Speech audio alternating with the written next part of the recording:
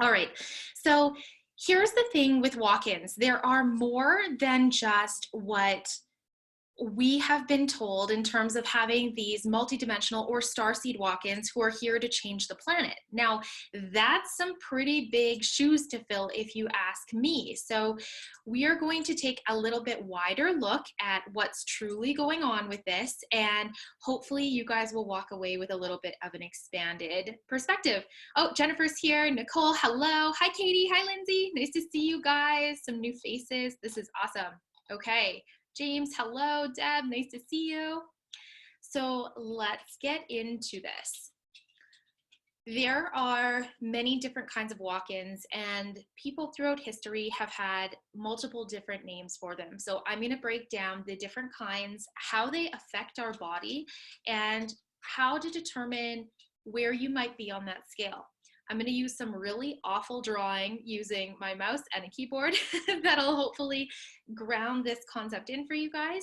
And hopefully by the end of this, you'll understand a little bit more about how important this concept is as we start into our awakening journey.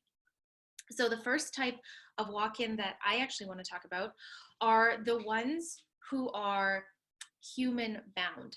So we have a really interesting phenomena in the human existence, which, albeit I've done quite a bit of channeling, I have not seen this in any other collective, in any other star belt, on any other planet to date. It seems to be an earthbound thing, whereby instead of us just coming in and having our friends show up on this planet, we decide to bring both of us into the same body.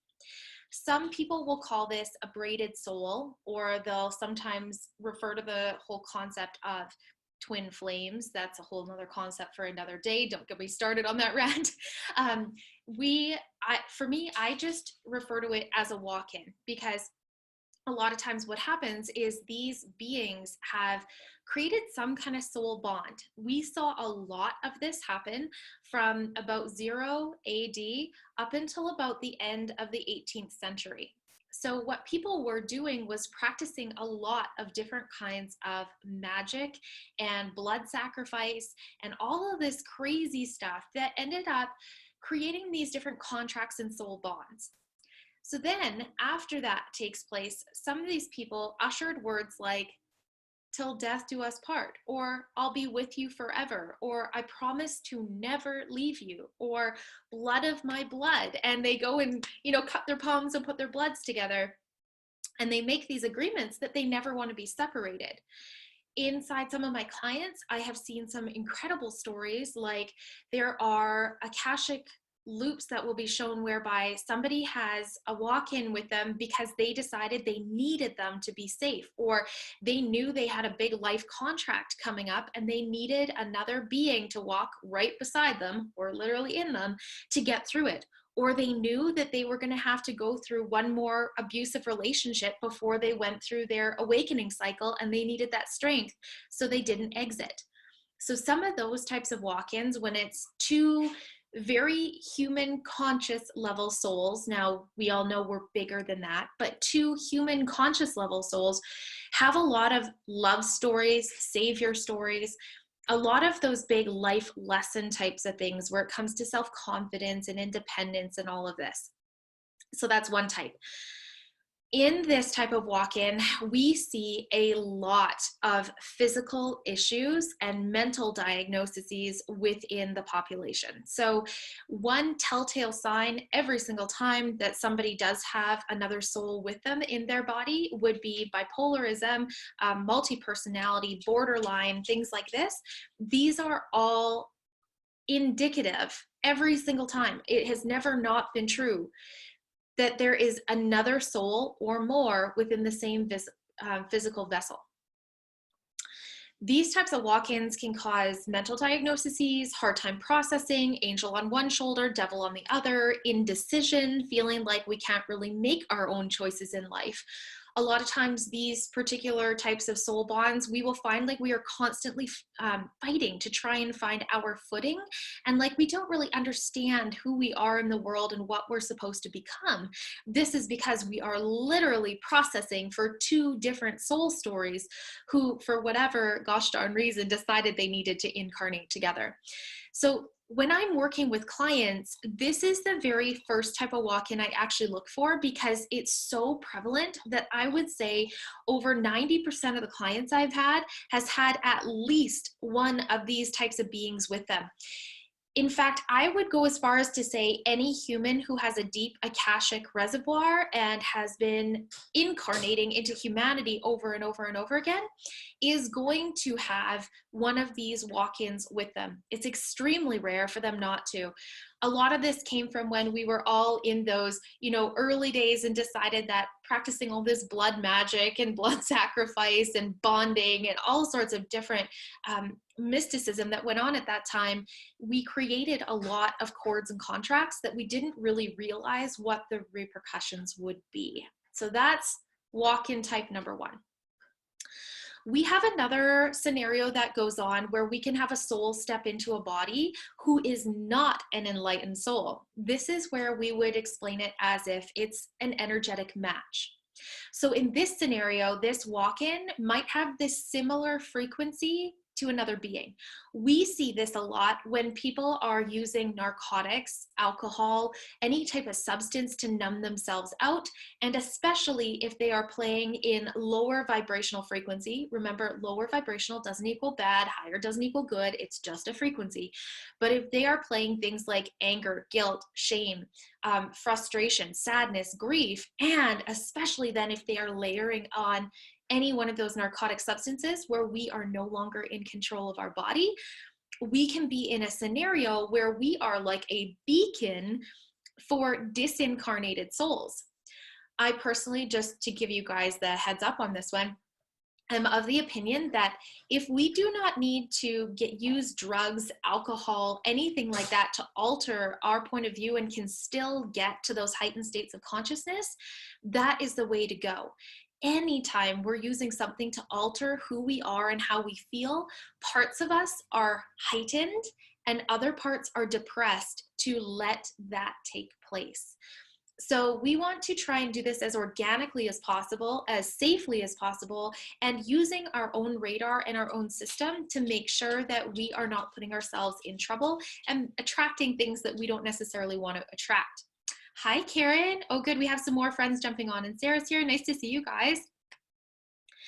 So in this type of walk-in, oftentimes what happens is the person has lost some level of consciousness in the here and now. They have used something to shift where they're at, whether that be an emotion loop over and over or some kind of substance. Hi, Dale. Hi, Diana. And in this scenario, we have beings, usually human, who have died but didn't step out of this planet. So instead of them going and crossing over to the proverbial other side or deciding to reincarnate into another body, anything like this, instead they jump into the closest vibrational match body. And so I see this a lot with clients who have people who have jumped in where they've been afraid of death, didn't know where they were going. Their religious beliefs failed them at the end. And I'm saying failed like this because beliefs are fluid. Or this person really didn't want to go and they were hanging on. And so instead of jumping out and going through the process of transmutation, they just jump into the closest vibrational body. We see this a ton in car accidents, hospitals, things like this. Okay. Oh, I'm going to circle back. So the first type of walk-in I talked about where we have these contracts, I've also seen this in hospitals. Have you guys ever heard those stories where somebody dies and then they come back to life and they don't remember who they are? Sometimes this is literally their walk-in doing a switch. And you'll know if they do this process because the being who steps forward second will feel slightly more enlightened than the first. In that scenario, we know it's a contract, like a carry forward contract to keep the vessel going. There's some kind of soul bond story that they both have agreed to carry out. If somebody passes away and another soul jumps in and they forget who they are and it's hugely traumatic, then we know this is a vibrational match walk-in and there's an issue. But I mean, at the end of the day, if we became a beacon, I mean, maybe we chose that too. Okay, I'm just gonna look at the comments here. Thank you, Christina. And Tina, is this the case with ayahuasca? Listen, When we are using plants medicinally and not abusing them, meaning we are not using them every single day, we are not using them to alter us, to keep us in a certain state, but we are going because we are honoring the experience and the journey, then no, it doesn't apply. But if you are somebody who is using marijuana every single day because you need that numb out, because you need it to sleep, because whatever it is, then yes, it is a problem. I hope that makes sense. So if we are in reverence of that plant medicine and energy and the light codes and the frequencies that come through it, totally different story. Going into ceremony, totally different story. It's when it becomes habitual and it's becoming a crutch that we have a problem. Okay, I hope that clarifies that question. Thank you. Yeah, Karen, that is so true. So Karen shared a story here. She says, I lost consciousness when I was raped at 3 and a walk-in took over so I didn't have to see what was happening. So that happens in that first scenario, like I was explaining, where sometimes we know we're coming into a very heavy family line. A lot of us who are the star seeds came in because we are completely here to literally lighten the lines. Okay, that's what we're here for. Lighten the family line, lighten the ley lines, lighten the cords and contracts, lighten the Akashic records. And so what can happen is we will bring with us another being that sometimes registers the trauma. I'll give you an example out of my own life. Hopefully this will ground this down. So as a child, I grew up in a very interesting household where my parents were very much unhappy and there was a lot of physical, mental, emotional abuse that went on. And my sister and I's experiences of this were very different. My experience coming out is I was able to stand on my own 2 feet, be independent, step into what I wanted to do.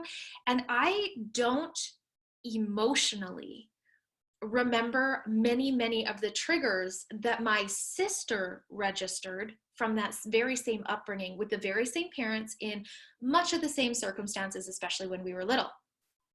In my scenario, I had another being with me who took the registration of the trauma so that my soul didn't have to carry it and I could get through to my job faster. So I could wake up faster. So I could be a light bearer faster. My sister's being still was processing the lessons, and we'll go into this a little bit later, but my sister is what we would call a virus person, and she registered every single amount of trauma, not only to her physical vessel, but to her soul story. So it was a very different experience. So we can bring these beings with us because we say, hey, I'm coming in here, I'm going to Earth School, I'm coming to help the people, this being is here, they help carry the load. One of the ways you'll know this might be true is that you may have gone through a very traumatic upbringing with a lot of abuse, a lot of stories, but you've become an absolutely resilient adult who is here to work magic now. So this is one of the ways you might know that that could be true. Hi, Sherry. Trish, so if you remove the walk-in, does it naturally follow that serotonin levels will rebalance itself and therefore no need for meds? For example, borderline personality disorder. Okay, so now we have to talk a little bit about the 2 models we were talking about in decodes, Trish, where we have the upward causation model, which says that in science and allopathic medicine, everything depends on elementary particles and atoms and molecules and hormones and synapses to correct. And then we have to contrast the downward causation model where we go, consciousness creates everything. So from the consciousness level, if we go and remove a walk-in, technically, if that person was willing to do a quantum leap with their healing and they were willing for it to be what we call discontinuous, meaning they literally just zip from here to here without having to have all the in-between, then yes, we could totally take them off the meds. They would be just fine and a totally new person. And I have plenty of clients who have done just that. But if this person is still of the mindset and the being that they need their life to be continuous, they need everything to make sense, they need a linear journey, and they're not willing to do the leap, then this would be somebody that we would have to work on weaning down the meds and doing neuroprogramming. So this would be things where we would have to integrate new sets of skills and behaviors and supportive ideologies around them so that they could maintain the changes. I have a really interesting story, and this was one within my first week of when this download stuff or walk-in stuff downloaded into my being, I had a woman come forward to me who had multiple personality disorder.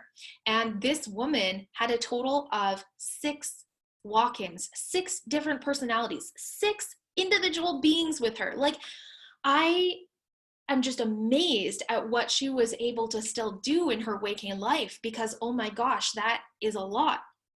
So this woman had been in and out of psychiatric wards and institutions. This is somebody who was heavily medicated. Somebody referred her to me for, I don't gosh knows why, because at the time, this was not something that I was doing widely or loudly or really even advocating for. And she came to me, and I was able to pick up on the walk-ins. I could see all these different faces. They were literally transposing on top of her face, and I couldn't remember her name.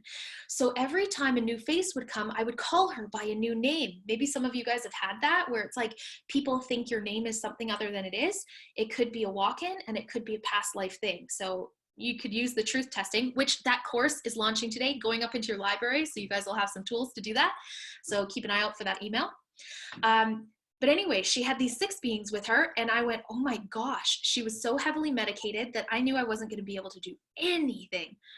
So what I did is I took the first 3 walk-ins that were willing to cross over and exit out of her system while she was on the meds.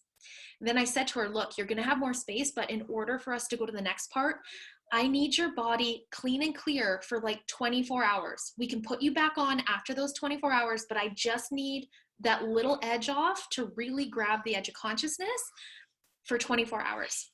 So I took her off the meds and had her come to my office again. And we were able to get the other 3 walk-ins to cross over and out. The next day, she was able to come off completely all of her anti-anxiety, depression, antipsychotic medication. She's never gone back on. She's a thriving human being, healer. She has a 6-figure business now. Like, she's totally fine. It's like nothing ever happened. So I'm totally in this space now where I'm like, is any of this reality that we experience even real? Like, how much of this is drama, trauma? How much of this is just energetic? Like, I've really been shown time and time again how much we can create and uncreate with this energy work. Okay, Ashley's asking, hold on. I have to scroll back up here. Okay. Jackie is just sharing that when she had her walk-in removed, it was such a freeing experience. It so is. It's like the best and most amount of space you will ever experience in your life. It's phenomenal. Ashley's sharing, are walk-ins aware that they have died and are now in a different body? Good question. The answer is sometimes. Some of them are highly aware because they're contracted to be there, but the contract is very clear, and it's almost like a Groundhog Day where they're on this loop, and their being doesn't create a deeper Akashic record like ours does. They stay on the same trajectory at the time of the contract being placed and the time of birth. So once we come in at birth, their contract is sealed, and that's all there is to it. So we can sometimes go so far in our spiritual journey that we bypass the need for that contract. And this is where we see a lot of these beings with walk-ins, like humans that are here today, getting so frustrated because they feel like they just can't get ahead. They feel like nothing's making sense to them. They feel like, I just threw my pendulum and broke it. They feel like things are just not going together properly for them. So yeah, it's a really interesting concept. A lot of the ones who are vibrational matches, either coming in from narcotic abuse or these near-death or death experiences, a lot of them do not know they are dead. And so one of the very first questions I often have to go and ask when I start channeling or, going into kind of like mediumship with these beings is, do you know you're dead? Like, do you know you don't have your own body? Because if they don't, that's the first thing we have to register to their system before I can cross them over. Okay, Kathleen's asking, is this why I don't carry trauma? I've had lots. Yes, totally. This is a great example of where we have a walk-in that has probably taken the brunt of what happened and registered the emotion trauma so that you could just step forward and do what you needed to do in this life. Super good question. Okay, I am going to jump forward again with a little bit more information. So those are the first two types of walk-ins, where we make these soul bonds and we come in together and we have these near-death or narcotic experiences where they come in. So there's 2 and 3. Then we have another type of walk-in that we call the original occupant. And with the original occupant, sometimes what we do is we will hire another being, another person who has gone farther in their spiritual work and can come in to a family line and start lightening the line. In this scenario, what happens, so I'm just gonna say it's me. Let's say I'm the more enlightened being. I come into the family with the other person who was supposed to be genetically, DNA, ancestrally hooked in, born to these people. I come in with them. My soul overrides it because I come in stronger and hotter at this time. And I start going to work. What I'm going to feel is that I don't fit in, I don't make sense to my family, somehow their beliefs are all wonky to mine. How did I turn out like this when they're all like that, right? I'm gonna have a very different registry of what I think is going on versus what my family plays into. So our beliefs will be very different. We will feel like we can't wait to get away from home. Oftentimes in these lightening of the lines where we have an original occupant scenario, we again will have that like angel on one shoulder, devil on the other, proverbial, so to speak, where we feel like, oh, I don't know where to go. But at some point we just surge ahead. So that's another type. In this type, it's our job as the walk-in. So we become the walk-in, and we may have done it from a galactic starseed level, but most of the time we don't. Most of the time we hire a better integrated human than us who has gone farther into the awakening work than us. It's our job to clear the Akashic records of that family line and to clear all ancestral cording and contracting to free them from the draconian bardos. So there's that type. So now we're at number 4. Yes, you will be able to watch back for sure. And is there a way to tell if you have a walk-in with you? Would you always know? So I am going to be releasing a truth testing little mini video lesson this afternoon. I'm just actually waiting for the videos to render up into your guys' accounts. So I will send an email when that's ready. So what you could do is you could start playing with the truth testing on super mundane things like, should I eat an apple or an orange? Should I wear pink or gray? And get your system going. And then you can ask, truth, am I the only soul in this body? Most of you, when you ask that, are gonna go, nope. and it's so common, so don't freak out. And in fact, it's pretty cool because this is another one of the ways that we can learn a ton about ourselves, where we've been, why we're here, and it can help us figure out another layer to what our mission is and what we came here to do. In fact, most of us who are really trying to figure out our starseed missions will never get to it until we clean up our human level missions. So this is one of the fantastic ways that we can start to understand if we were a highly evolved soul that came in with a family and we're here to clean up the ancestral karma, or we need to, lighten the load for this family. Once we get that out of the way, things just go boom, boom, boom, boom, boom. The lights come on and it's like we do this radical shift. Really good question. I love that. Okay, my weekly meditation group has suggested to me that I may be one. How do you know? So again, we want to go and do the truth testing. That's number 1, but number 2, I can just see it. So Caitlin, I can confirm to you, and awesome name, by the way, I can confirm to you, yes, you are a walk-in. I know that you have a lot of ancestral work to do, particularly on your father's side. There is some stuff going on there. So I would be starting with things like learning how to read the Akashic records, because you're going to need that to understand how to get back and to see what their family line ancestry and trauma is. Okay. So now let's go to the type of walk-in that we all want to be.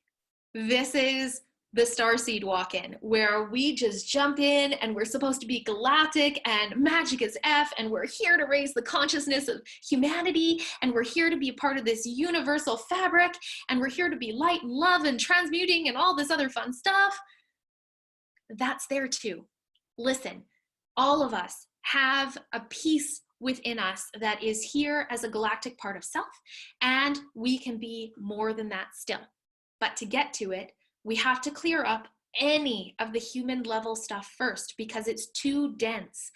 And when we're too dense, when we're carrying around too much of that heaviness, we can't access those faster, lighter levels of us. Second, as starseeds, especially, you know, when we're coming from like the Hyades, the Pleiadians, the Arcturians, the Andromedans, the Arachnids, like when we're coming in as these types of frequencies, we tend to be very, very true to our word. And if our word was, hey family, I'm gonna come in and I'm gonna lighten the load, we won't let ourselves accelerate until we do it. And so this is why I encourage you guys, no matter where you are on this starseed journey, if you want to use the words I'm stuck, we want to start at the grassroots level first. Now, at a galactic walk-in level, you're going to know you are one because you will have visions, you will have dreams, you will have this big urge to support humanity in some kind of way. Oftentimes the galactic level walk-ins, when they come in, will have come in with a virus person, which we'll talk about another day because it's a really big concept. And they will be here to literally free an entire genetic line to get them out of the Bardos. So they will ride in with something called a tech pack, and they will come in with threads from every single being who has ever been genetically connected to their mother and father line. The galactic level walk-ins will often come in with something they feel really passionate about having to share or teach. So for me, look at where I am right now. I'm sitting here and all I want to do is share everything I know with every starseed so that you guys can get back to doing what you're here to do, right? So that's one of the things we know. As a galactic level walk-in, what you need to know is you've been training for this your whole human life. You will have been in scenarios the entire time that help you to understand who you are. And we will go through a lot of that in the accelerator to help you guys wake up and quick into this. Okay, so there's the major types of walk-ins. Now, how about a little bit of mind effery? Okay, you could have a walk-in with you who also has a soul bond walk-in, who also has entities and attachments.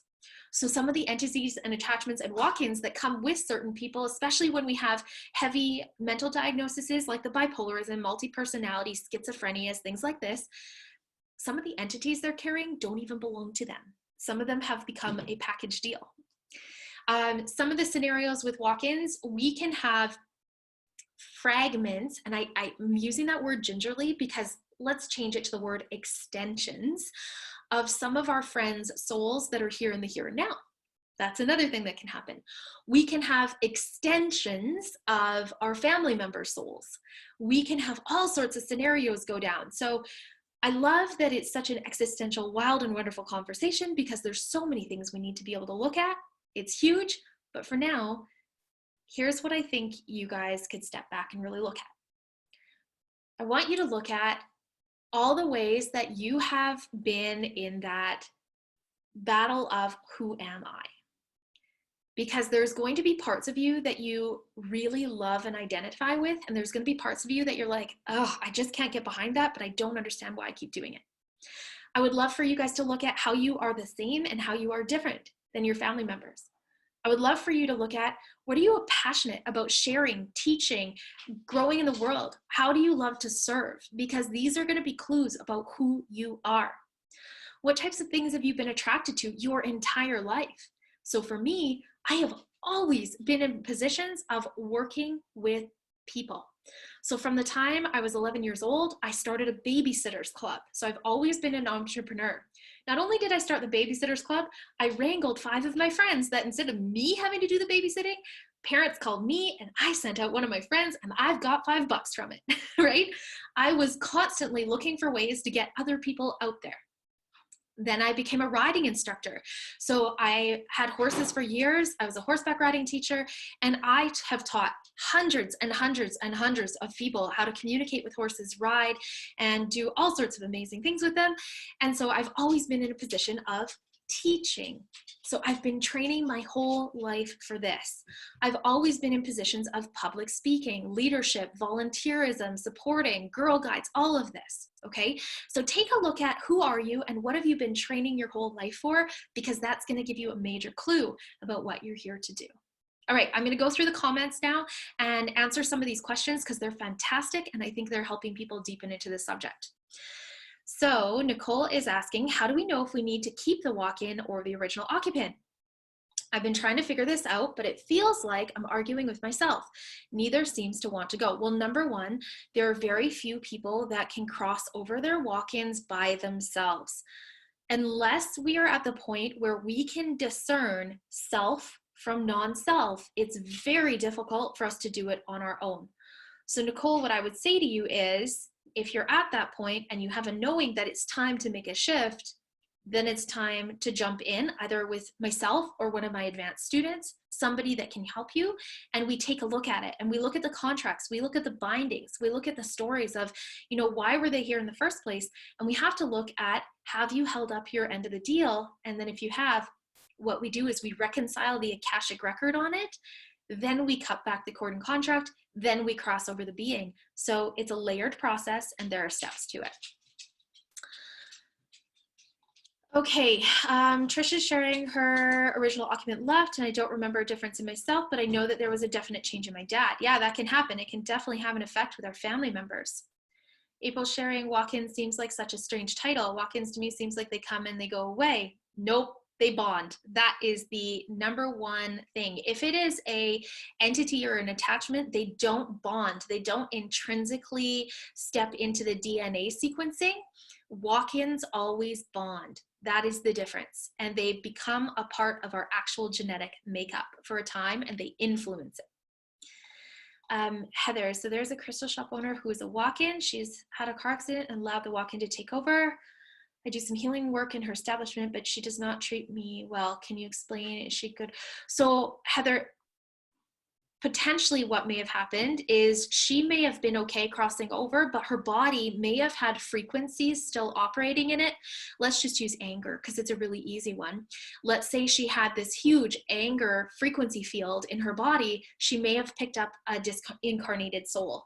Now, if she didn't cross over all the way, which she probably wouldn't have because her body didn't die, she may still be fighting for a little bit of space and her influence will be there, but the other soul may have a little bit more of a foothold. So it's possible.